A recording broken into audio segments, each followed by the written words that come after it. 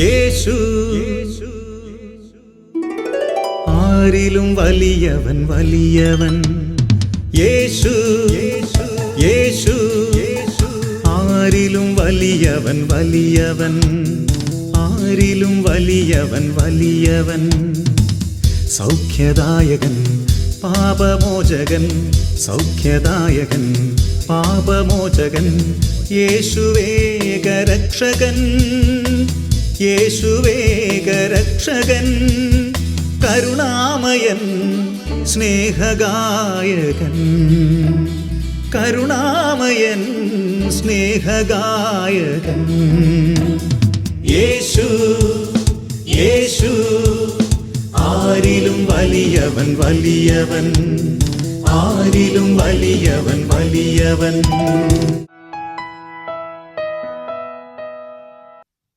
Hallelujah hallelujah. യേശുവേ നന്ദി. പരിശുദ്ധാത്മാവായ ദൈവം അപ്പസ്തോലന്മാരെ അഗ്നിയാൽ സ്നാനപ്പെടുത്തുകയാണ്. അഗ്നിയുടെ സ്നാനം ഏറ്റുവാങ്ങിയ അപ്പസ്തോലന്മാര് അസാധാരണമായ ദൈവശക്തിയുടെ മനുഷ്യരായിട്ട് മാറുകയാണ്. അസാധാരണമായ ദൈവശക്തിയുടെ മനുഷ്യരായിട്ട് അപ്പസ്തോലന്മാര് രൂപാന്തരപ്പെട്ടു. അത് പരിശുദ്ധാത്മാവ് അവരെ രൂപാന്തരപ്പെടുത്തി. പത്രോസ് ഒരു മുക്കുവനായിരുന്നു. മുക്കുവനായിട്ട് പത്രോസിനെ കർത്താവ് തെരഞ്ഞെടുത്തു, വിളിച്ചു, അഭിഷേകം ചെയ്തു. യേശുവിൻ്റെ കൂടെ പത്രോസ് ആയിരിക്കുന്ന ആ നാടുകളിൽ പലപ്പോഴും പത്രോസിന് പല വീഴ്ചകളും വന്നിട്ടുണ്ട്. അല്ലേ ഇല്ലേ? ഉണ്ട്. ഈ പത്രോസ് അപ്പസ്തോലൻ ഏതാനും സ്ത്രീകള് കൊട്ടാരമുറ്റത്തിരുന്ന് തീ കായുമ്പോൾ അവിടെ പോയിരുന്നു. യേശുവിനെ റോമൻ പടയാളികൾ പിടിച്ചുകൊണ്ടുപോയി പീഡിപ്പിക്കുക. ഗുരുവിനെ കൊണ്ടുപോയപ്പോൾ ശിഷ്യനെ എടുക്കുക, തീ കായുക. അവിടെ ഇരുന്ന സ്ത്രീകള് പത്രോസിന്റെ മുഖത്ത് നോക്കി പറയുകയാണ്, നീയും അവന്റെ കൂടെ ഉണ്ടായിരുന്നു. പത്രോസ് പറയുന്നത്, എനിക്ക് അവനെ അറിയത്തില്ല. അവസാനം ശപിക്കാനും ആണ ഇടാനായിട്ട് തുടങ്ങി. പത്രോസ് പറയും, എനിക്ക് അവനെ അറിയത്തില്ല, ഒരു പരിചയമില്ലെന്നോ. ശരിയാണോ? ഇത് പത്രോസിന്റെ വലിയ ഒരു ബലഹീനതയായിപ്പോയി. കാരണം ആത്മാഭിഷേകമില്ലാത്ത പത്രോസായത്, സാധാരണ നോർമൽ മനുഷ്യനായിട്ടുള്ള പത്രോസായത്. മരണത്തെ ഭയപ്പെട്ടായിരിക്കാം പറഞ്ഞത്, എനിക്ക് അവനെ അറിയത്തില്ല, യേശുവിനെ അറിയത്തില്ല. ഹല്ലേലൂയ. ഈ പത്രോസിന് വലിയ ഒരു മീൻപിടുത്തം കിട്ടിയപ്പോൾ, വല നിറച്ച് മീൻ കയറി കഴിഞ്ഞപ്പോൾ കർത്താവിന്റെ കാലെ വീണിട്ട് പറഞ്ഞു, കർത്താവ്, ഞാൻ പാപിയ, എന്നിൽ നിന്ന് നീ അകന്നു പോകണം. Hallelujah hallelujah. പന്തക്കുസ്താ ദിനം ആത്മാവിന്റെ അഗ്നി ഇറങ്ങി അഭിഷേകം ചെയ്യപ്പെട്ട പത്രോസ് അപ്പസ്തോലൻ. ഇപ്പോൾ പത്രോസ് അപ്പസ്തോലൻ പഴയ പത്രോസ് അല്ല. ഇതിപ്പോൾ ആത്മാഭിഷേകം പ്രാപിച്ച അഗ്നിസ്നാനം ഏറ്റുവാങ്ങിയ പത്രോസ് അപ്പസ്തോലനായത്. ആദ്യത്തെ പ്രസംഗം, ആ പ്രസംഗം നിങ്ങൾ വായിച്ചു നോക്കണം. 2-ാം അധ്യായത്തില്, അതായത് പഴയ നിയമവും പുതിയ നിയമവും ഒക്കെ ഇങ്ങനെ യേശുവിന്റെ രക്ഷാകര ചരിത്രമൊക്കെ ഇങ്ങനെ മനോഹരമായിട്ട് പ്രസംഗിക്കുന്ന പത്രോസിനെ നമ്മൾ കാണുകയാണ്. പഴയ നിയമമൊക്കെ അങ്ങോട്ടൊന്ന് പ്രസംഗിക്കുക. ആത്മാവ് കൊടുത്ത ഭാഷണപരമനുസരിച്ച്, ജ്ഞാനമനുസരിച്ച് സ്വർഗത്തിന്റെ രഹസ്യങ്ങള് പഴയ നിയമം പുതിയ നിയമം എല്ലാം പത്രോസ് പ്രസംഗിച്ചു. പ്രസംഗം കഴിഞ്ഞപ്പോൾ ആയിരക്കണക്കിന് ആളുകൾ പത്രോസിന്റെ അടുക്കൽ ഓടിക്കൂടി, ഞങ്ങൾ എന്തു ചെയ്യണം? ഞങ്ങൾ മാനസാന്തരപ്പെടുക. ആയിരങ്ങൾ മാനസാന്തരപ്പെട്ടു. 3000-ത്തിലധികം പേര് ആദ്യ ദിവസം തന്നെ മാനസാന്തരപ്പെട്ട് സ്നാനപ്പെട്ടു എന്നാണ് വചനം പറയുന്നത്. ആദ്യത്തെ പ്രസംഗത്തിൽ 3000 പേര് മാനസാന്തരപ്പെട്ടു. Hallelujah hallelujah hallelujah. ഇന്നത്തെ ഈ കാലഘട്ടത്തില് 3000 പ്രസംഗം നടത്തിയാലും 300 പേരെ പോലും മാനസാന്തരപ്പെടുത്താനായിട്ട് പറ്റുന്നില്ല. അല്ലേ? 3000 പ്രസംഗം നടന്നാലും 300 പേര് പോലും മാനസാന്തരപ്പെടാത്തൊരു കാലഘട്ടമാണിത്. പക്ഷെ പത്രോസിന്റെ ആത്മാഭിഷേകം നിറഞ്ഞ പ്രസംഗത്തിൽ 3000-ത്തിലധികം ആളുകൾ സഭയോട് ചേർന്നു. ഉണ്ടോ? ആ ദൈവശക്തിയുടെ ആത്മാഭിഷേകത്തിന്റെ ശക്തി നമ്മൾ കാണുകയാണ്. പത്രോസ് എന്ന വ്യക്തിയുടെ മേൽ പകരപ്പെട്ട ആ ആത്മാഭിഷേകത്തിന്റെ ഒരു റേഞ്ച് അത്. ഇനി അപ്പോസ്തല പ്രവർത്തനം 3-ാം അധ്യായം 1 മുതൽ 11 വരെ വചനങ്ങൾ. പത്രോസും യോഹന്നാനും കൂടെ ദേവാലയത്തിലേക്ക് പോകുകയാണ്. അവർ ദേവാലയത്തിലേക്ക് പോകുമ്പോൾ അവിടെ മുടന്തനായ ഒരു മനുഷ്യൻ അവിടെ ഇരിപ്പുണ്ട്. ഭിക്ഷയാചിക്കാനായിട്ടിരിക്കുകയാണ്. പത്രോസ് അവനെ കണ്ടു. പത്രോസ് യോഹന്നാനും അവനെ കണ്ടു. എന്നിട്ട് പത്രോസ് പറയാണ്, ഇങ്ങോട്ട് നോക്കുക, ഇങ്ങോട്ട് നോക്കുക, ലുക്ക് അറ്റ് മീ, ഇങ്ങോട്ട് നോക്കുക. എന്നിട്ട് അവന്റെ കൈകളിൽ പിടിച്ചിട്ട് പറഞ്ഞു, എന്റെ കൈവശം നിനക്ക് തരുവാൻ സ്വർണമോ വെള്ളിയോ ഒന്നുമില്ല. യേശുക്രിസ്തുവിന്റെ നാമത്തിൽ എണീറ്റ് നടക്കുക. യേശുക്രിസ്തുവിന്റെ നാമത്തിൽ എണീറ്റ് നടക്കുക. കൊട്ടാരമുറ്റത്തിൽ നിന്ന് യേശുവിനെ തള്ളിപ്പറഞ്ഞ പത്രോസ്, ഇത് പരിശുദ്ധാത്മാവിന്റെ അഭിഷേകമുള്ള കൃപാവരങ്ങളുള്ള അഗ്നിസ്നാനം ഏറ്റുവാങ്ങിയ ശക്തനായ പത്രോസാണിത്. ഹല്ലേലൂയ. പത്രോസ് യോഹന്നാനും കൂടെ ഈ മുടന്തനെ കണ്ടപ്പോൾ ഇങ്ങനെ പറഞ്ഞില്ല, ഒരു കാര്യം ചെയ്യും, ഞാനും യോഹന്നാനും കൂടെ പള്ളിയിൽ പോവുകയാണ്, പ്രാർത്ഥിക്കാൻ പോവുകയാണ്, 3-ാം മണിക്കൂറിലെ പ്രാർത്ഥന അല്ലേ, ഞങ്ങൾ പൊയ്ക്കൊണ്ടിരിക്കുകയാണ്, ഞങ്ങൾ ചെന്നിട്ട് നിന്റെ സൗഖ്യത്തിനുവേണ്ടിയൊക്കെ പ്രാർത്ഥിക്കാം, നീ സമാധാനമായിട്ട് ഇരിക്കുക. പോക്കറ്റ് കൈയിട്ട് 2 വെള്ളിത്തുട്ടും എടുത്തു കൊടുത്ത് പത്രോസ് പോയോ? ഇല്ലില്ല. അവനെ കണ്ടപ്പോൾ കയ്യെ പിടിച്ചിട്ട് പറഞ്ഞു, എണീറ്റ് നടക്കാൻ പറയും യേശുവിന്റെ നാമത്തിൽ. പഴയ പത്രോസിൽ ഇത് ആത്മാഭിഷേകം പ്രാപിച്ച അസാധാരണമായ ദൈവശക്തിയുടെ ഉടമയായിട്ട് പത്രോസ് മാറുകയാ. പത്രോസ് കരങ്ങളിൽ പിടിച്ചപ്പോൾ ദൈവശക്തിയുടെ പ്രവാഹമാ. പത്രോസിലൂടെ ദൈവശക്തി ഒഴുകുക. ആൾ എഴുന്നേറ്റു, തൽക്ഷണം സൗഖ്യം പ്രാപിക്കുക. യേശുവിന്റെ നാമത്തിൽ എണീറ്റ് നടക്കുക, സൗഖ്യത്തിലേക്ക് വന്നു. Hallelujah, hallelujah, hallelujah. അവൾ ഒരു സാധാരണ മുക്കുവൻ അസാധാരണ മനുഷ്യനായിട്ട് മാറുക. ഒരു ഓർഡിനറി മനുഷ്യൻ, ordinary people, extra ordinary people ആയിട്ട് മാറുക. സാധാരണക്കാരനായ ഒരു മനുഷ്യൻ അസാധാരണ വ്യക്തിത്വത്തിന്റെ ഉടമയായിട്ട്, സൂപ്പർ നാച്ചുറൽ പേഴ്സണാലിറ്റിയിലേക്ക് മാറുകയാണ്. അസാധാരണ വ്യക്തിത്വത്തിലേക്ക് മാറുക. ഇത് പരിശുദ്ധാത്മാവിന്റെ വലിയ ഒരു പ്രവൃത്തിയാണ്. ദൈവത്തിന്റെ ആത്മാവാണ് പത്രോസിനെ രൂപാന്തരപ്പെടുത്തിയത്. Hallelujah, hallelujah. പത്രോസിന്റെ കരങ്ങളിലൂടെ പിന്നീട് പരിശുദ്ധാത്മാവ് അസാധാരണമായ വീര്യപ്രവൃത്തികളും ദൈവപ്രവൃത്തികളും ചെയ്യുക. അപ്പസ്തോല പ്രവർത്തനം 5-ാം അധ്യായത്തിന്റെ 12 വചനങ്ങൾ, 12-15 വരെ. അപ്പസ്തോലന്മാരുടെ കരങ്ങൾ വഴി സമൂഹമധ്യത്തിൽ, ജനമധ്യത്തിൽ വളരെ വലിയ അത്ഭുതങ്ങളും അടയാളങ്ങളും സംഭവിച്ചുകൊണ്ടിരുന്നു. ജനമധ്യത്തിൽ അസാധാരണമായ അൺയൂഷ്വൽ മിറക്കിൾസ്, അസാധാരണമായ അത്ഭുതങ്ങൾ ജനമധ്യത്തില്, സമൂഹമധ്യത്തില് സംഭവിച്ചുകൊണ്ടിരുന്നു. ഇവിടെ പറയുന്നു, എല്ലാവർക്കും അവരോട് കൂടെ ചേരുവാൻ ഭയമായിരുന്നു. അത്രമാത്രം അത്ഭുതങ്ങളും അടയാളങ്ങളും ഈ സാധാരണക്കാരിലൂടെ കർത്താവ് ചെയ്യുക. Praise the Lord. അടുത്ത വചനത്തിൽ നമ്മൾ കാണുന്നു, പത്രോസ് തെരുവിലൂടെ നടന്നു പോകുമ്പോൾ പത്രോസിന്റെ നിഴലെങ്കിലും അടിക്കാനായിട്ട് രോഗികളെ കൊണ്ടുവന്ന് തിരുവോരങ്ങളിൽ കിടത്തി. പത്രോസിന്റെ നിഴലടിച്ചപ്പോൾ പിശാചുക്കൾ വിട്ടുപോയി, രോഗികൾ സൗഖ്യം പ്രാപിച്ചു, അത്ഭുതങ്ങൾ നടക്കുകയാണ്. അവിടെ പത്രോസിന്റെ നിഴലടിച്ചപ്പോൾ വലിയ അത്ഭുതങ്ങളും അടയാളങ്ങളും സംഭവിക്കുന്നു, പിശാചുക്കൾ വിട്ടുപോകുന്നു. Hallelujah, hallelujah. യേശുവേ നന്ദി. അപ്പോസ്തല പ്രവർത്തനം 2 നമ്മൾ വായിക്കുന്ന പത്രോസിന്റെ അസാധാരണമായ ആത്മാവ് നിറഞ്ഞ പ്രസംഗം. 3-ാം അധ്യായത്തിൽ യേശുവിന്റെ നാമത്തിൽ ഒരാളെ ഉയർപ്പിക്കുന്നു. അപ്പം അഭിഷേകത്തിന്റെ ലെവൽ വർദ്ധിച്ചു. 5-ാം അധ്യായപ്പോൾ അസാധാരണമായ അഭിഷേകമായി. അഭിഷേകത്തിന്റെ ഒരു ഉന്നത നിലയിൽ പത്രോസ് എത്തി. ഇവിടെ പത്രോസ് തെരുവിലൂടെ നടന്നുപോയി. തെരുവിലൂടെ നടന്നുപോയി. 2 സ്ഥലം, അവിടെ ആള്, ഇവിടെ ആള്.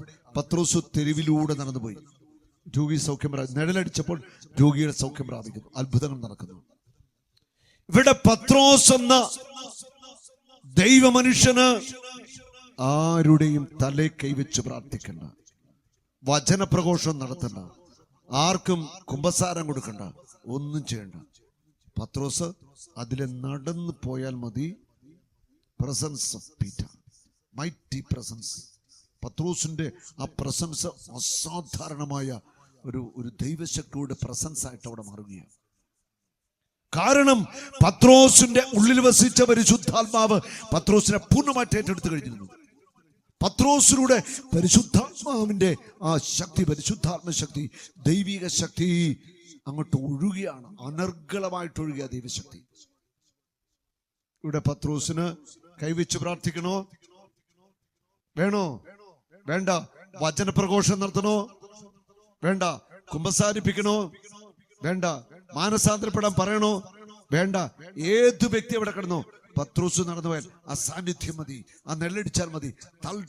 തൽക്ഷണം രോഗികൾ സൗഖ്യം പ്രാപിക്കുന്നു, പിശാച് വിട്ടുപോകുന്നു, അത്ഭുതങ്ങൾ സംഭവിക്കുന്നു. ഇത് ഒരു ഉന്നതമായ പരിശുദ്ധാത്മാഭിഷേകത്തിന്റെ ലെവലാണ്, ഒരു ഉയർന്ന ആത്മാഭിഷേകത്തിന്റെ ലെവലാണ്. ഒരു വ്യക്തിയുടെ സാന്നിധ്യം അസാധാരണമായ ദൈവശക്തിയുടെ ഇടപെടലായിട്ട് മാറും. കാരണം ആ വ്യക്തി മുഴുവൻ പരിശുദ്ധാത്മാവിൽ നിറഞ്ഞ വ്യക്തിയായിട്ട് മാറിക്കഴിഞ്ഞു.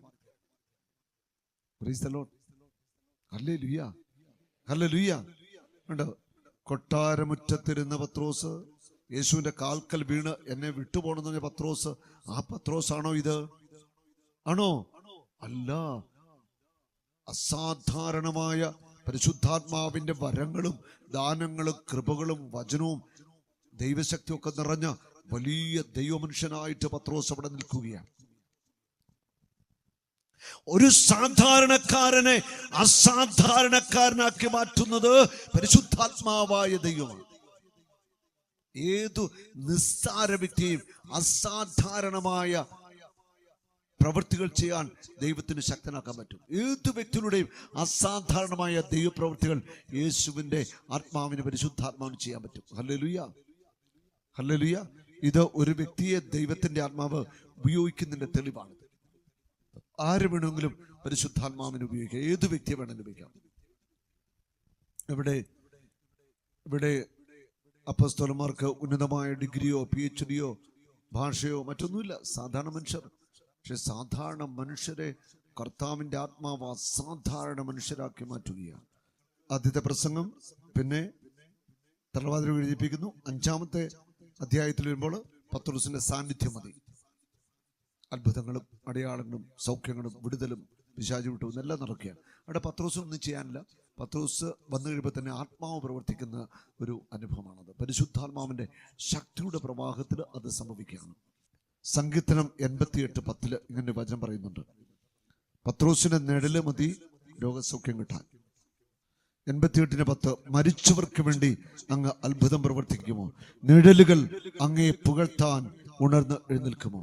മരിച്ചവർക്ക് വേണ്ടി അങ്ങ് അത്ഭുതം പ്രവർത്തിക്കുമോ? നിഴലുകൾ അങ്ങയെ പുകഴ്ത്താൻ ഉണർന്ന് എണീൽക്കുമോ? നിഴലുകൾ അങ്ങയെ പുകഴ്ത്തുവാൻ ഉണർന്ന് എണീൽക്കുമോ? ഉറപ്പല്ലേ? നിഴലുകൾ ദൈവത്തെ പുകഴ്ത്തുവാൻ ഉണർന്ന് എണീറ്റു. അതാണ് പത്രോസിലൂടെ സംഭവിച്ചത്. പത്രോസിന്റെ നിഴലിലൂടെ ദൈവശക്തി, കൃപയുടെ പ്രവാഹമുണ്ടായി. Hallelujah, hallelujah. ഇനി നമ്മൾ വീണ്ടും പത്രോസിനെ കാണുന്നത് അപ്പോസ്തല പ്രവർത്തനത്തിലെ 9-ാം അധ്യായത്തിലാണ്. അതായത് പത്രോസിന്റെ അഭിഷേകത്തിന്റെ ലെവല് അതിലും ഉപരിയായ മറ്റൊരു ലെവലിലേക്കായി. അവിടെ തബീത്ത എന്നു പേരുള്ള ഒരു സഹോദരി മരിച്ചു. അപ്പോസ്തല പ്രവർത്തനം 9-ന്റെ വചനം 36 മുതൽ. തബീത്ത എന്നൊരു സ്ത്രീ, അവൾ ദൈവഭക്തിയായിരുന്നു, ഒത്തിരി ദാനധർമ്മമൊക്കെ ചെയ്യുന്ന നല്ല ഒരു സ്ത്രീ ആയിരുന്നു. തബീത്ത പത്രോസിന്റെ ശിഷ്യയായിരുന്നു. ഈ തബീത്ത രോഗം ബാധിച്ച് മരിക്കുമ്പോൾ പത്രോസ് ലിദ എന്ന സ്ഥലത്തായിരുന്നു.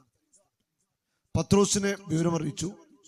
പത്രോസ് ലിദായിൽ നിന്ന് യോപ്പായിൽ എത്തിച്ചേർന്നു. അതായത് ഈ തബീത്തയുടെ വീട്ടിൽ എത്തി.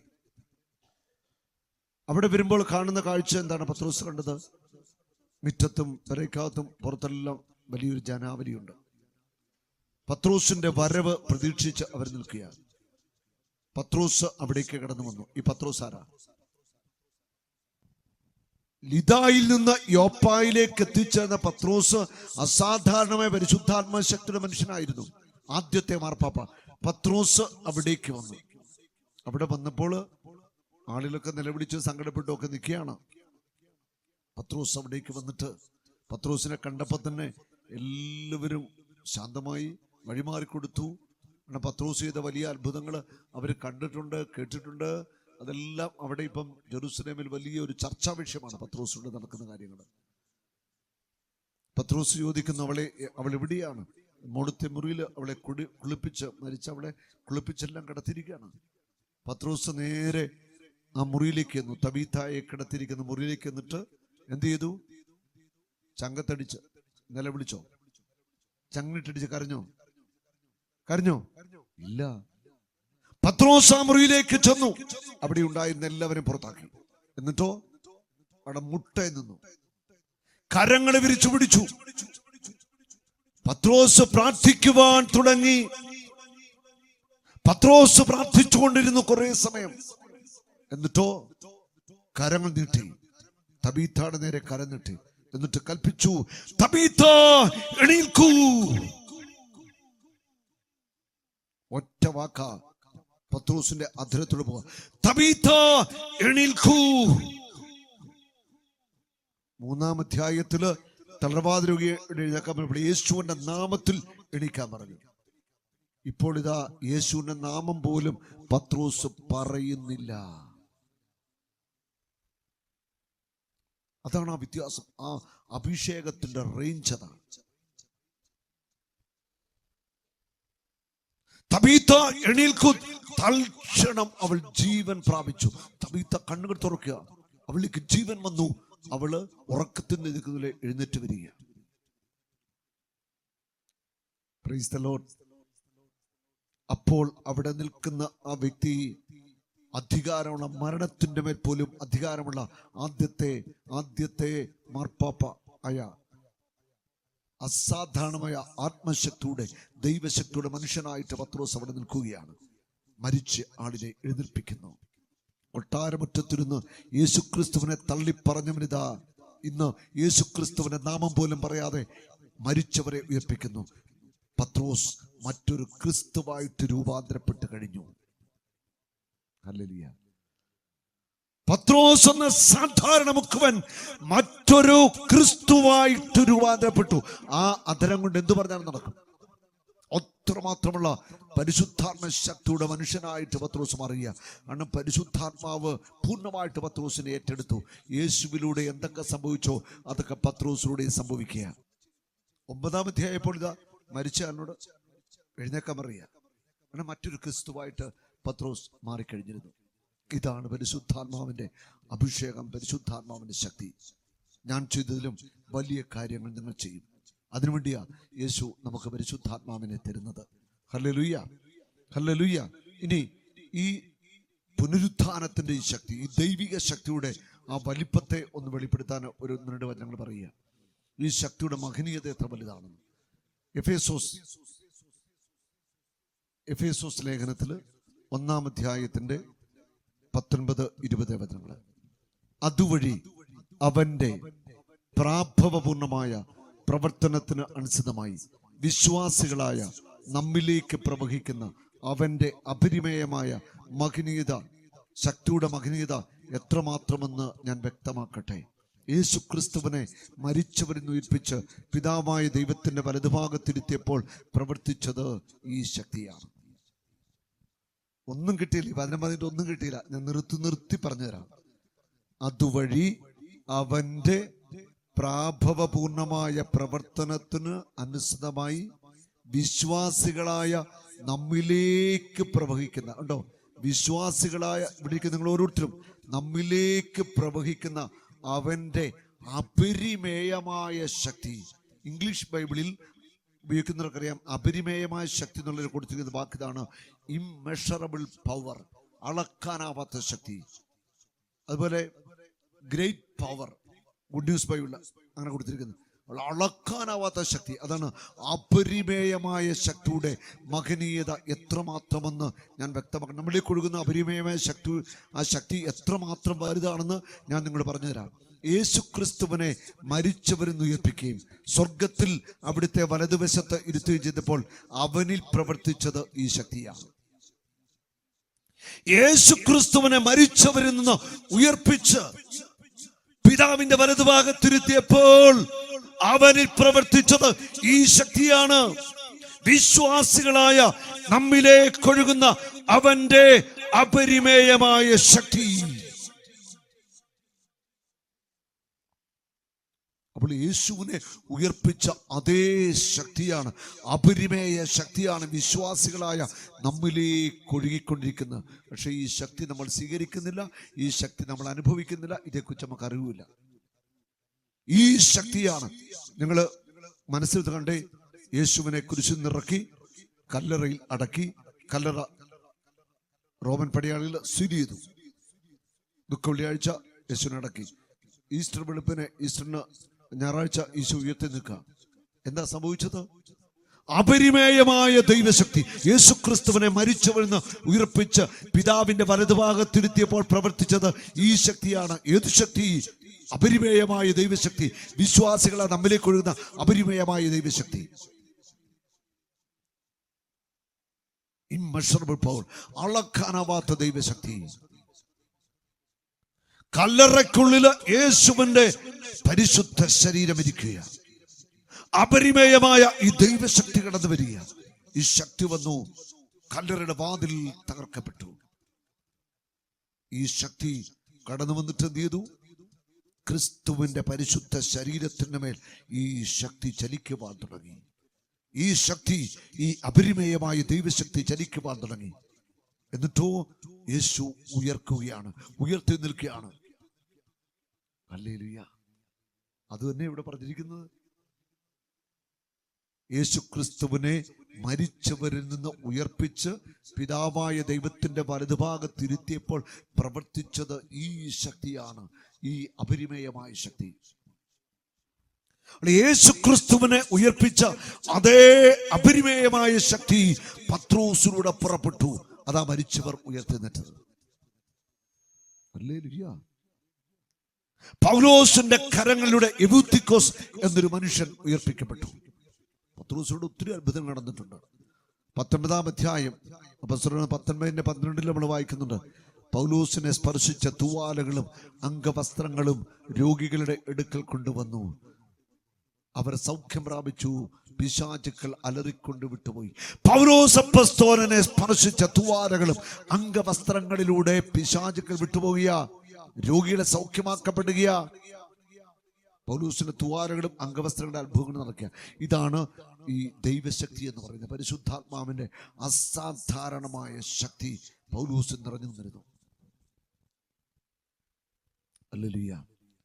കല്ലറയെ പിളർത്തിയ ദൈവശക്തി, യേശുവിനെ ഉയർപ്പിച്ച ദൈവശക്തി, ലാസറിനെ ഉയർപ്പിച്ച ദൈവശക്തി, ഇതേ ദൈവശക്തി അപരിമേയ ശക്തിയാണ് നമ്മുടെ മേൽ നിരന്തരം കടന്നു വന്നുകൊണ്ടിരിക്കുന്നത്. പക്ഷെ ഈ ശക്തിയെ കുറിച്ച് നമുക്കറിയത്തില്ല, ഇത് നമ്മളിലേക്ക് വരുന്ന അറിയത്തില്ല, നമ്മളിത് പോകുന്ന അറിയത്തില്ല. അങ്ങനെ സംഭവത്തെ കുറിച്ച് ഒരു പിടിയില്ല. അപ്പോൾ ഇതുപോലെ അപരിമേയമായ ഒരു ശക്തിയാണ് നമ്മളിലേക്ക് വന്നുകൊണ്ടിരിക്കുന്നത്. പത്രോസ് എന്ന സാധാരണ മനുഷ്യനെ എത്ര വലിയൊരു വ്യക്തിയാക്കിയ പരിശുദ്ധാത്മാവ് മാറ്റുന്നു. ഇതുപോലെ എന്നെയും നിങ്ങളെയും ഒക്കെ പരിശുദ്ധാത്മാവിന് രൂപാന്തരപ്പെടുത്താൻ പറ്റും. ഉറപ്പാണ് പറ്റും. പത്രോസിന്റെ കരങ്ങളിലൂടെ സംഭവിച്ചത്, പൗലോസിന്റെ കരങ്ങളിലൂടെ സംഭവിച്ചത് എൻ്റെ കരങ്ങളുടെ ദൈവത്തിന് ചെയ്യാൻ പറ്റും. പരിശുദ്ധാത്മാവ് ചെയ്യും. ഏലിയാവിലൂടെ, എലീഷായിലൂടെ, മോശയിലൂടെ ചെയ്ത അതേ പ്രവൃത്തികൾ എൻ്റെ കരങ്ങളിലൂടെ കർത്താവിന് ചെയ്യാൻ പറ്റും. ഈ ശക്തി തുറക്കപ്പെടണം, ഈ അഭിഷേകം പുറത്തേക്ക് വരണം. പ്രഭാഷകൻ 17-ാം അധ്യായം 1 മുതലുള്ള വചനങ്ങൾ. കർത്താവ് മനുഷ്യരെ മണ്ണിൽ നിന്ന് സൃഷ്ടിക്കുകയും അതിലേക്ക് തന്നെ മടക്കിയേക്കുകയും ചെയ്യുന്നു. ചുരുങ്ങിയ കാലം മാത്രം അവിടുന്ന് മനുഷ്യർക്ക് നൽകി. എന്നാൽ ഭൂമിയിലുള്ള സകലത്തിൻ്റെ മേൽ അവർക്ക് അധികാരം കൊടുത്തു.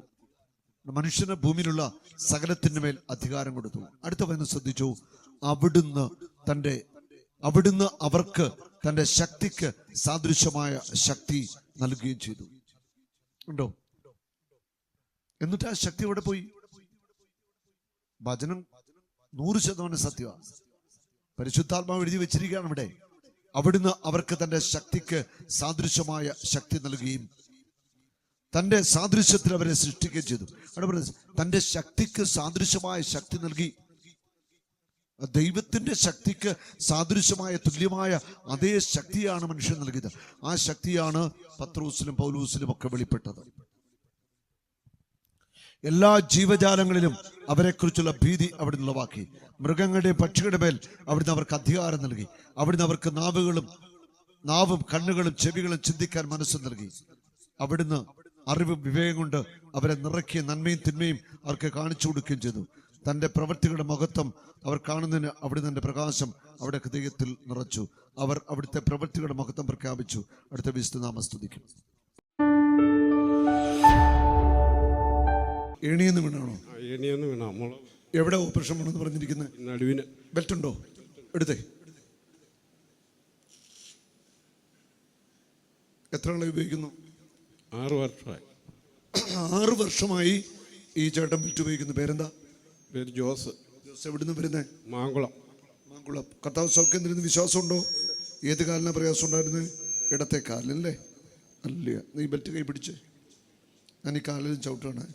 എവിടെ ഓപ്പറേഷൻ പറഞ്ഞിരിക്കുന്നത്?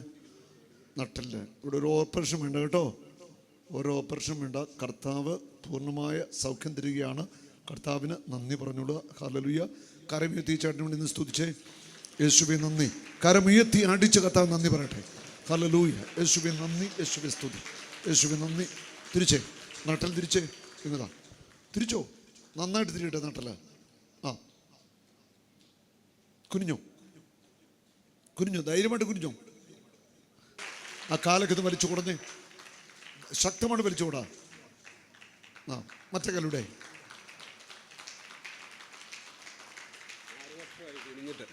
6 വർഷമായി കുനിഞ്ഞിട്ട്. 6 വർഷമായി കുനിഞ്ഞിട്ട്. ഹല്ലേലൂയാ, ഹല്ലേലൂയാ. കുനിഞ്ഞ്. ഹല്ലേലൂയാ. 6 വർഷമായി കുനിഞ്ഞിട്ട്. ഹല്ലേലൂയ. കർത്താവിന്റെ പ്രവൃത്തിയാണിത്. ഹല്ലേലൂയാ. സന്തോഷമായോ? സന്തോഷമായി. നന്നായിട്ട് തിരിച്ച്, നട്ടലൊക്കെ തിരിച്ച് നന്നായിട്ട് തിരിച്ചോ.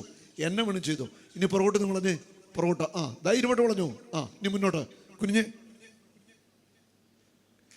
ഹല്ലേലൂയാ. ഇതെങ്ങനെ സംഭവിച്ചായിരുന്നു? എന്തോ എങ്ങനെ സംഭവിച്ചു അപകടം? ഏണിയെന്ന് വീണതാ, മുളക് പറിച്ചോണ്ടിരുന്നപ്പോൾ. ഏണിയിൽ നിന്ന് വീണ് 6 വർഷം മുമ്പ് അല്ലേ? 6 വർഷം മുമ്പ്.